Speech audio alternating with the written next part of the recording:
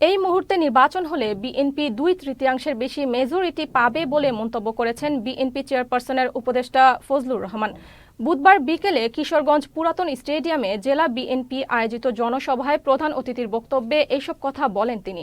জেলা বিএনপির সাধারণ সম্পাদক মাজহারুল ইসলামের সঞ্চালনায় অনুষ্ঠানে সভাপতিত্ব করেন বিএনপি ময়মনসিংহ বিভাগীয় সাংগঠনিক সম্পাদক শরীফুল আলম।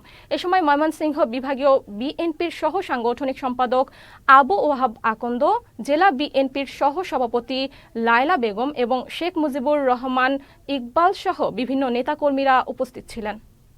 এই মুহূর্তে ইলেকশন হলে আল্লাহর উপরে, আল্লাহর রহমতে, মানুষের দয়ায়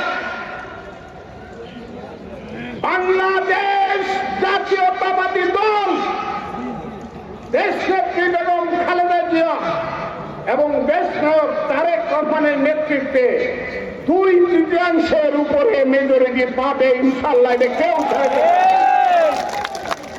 সেই দলটাকে আপনারা বঞ্চিত করতে চান চক্রান্ত করে। এই চক্রান্ত হতে দেওয়া যাবে না বন্ধুরা।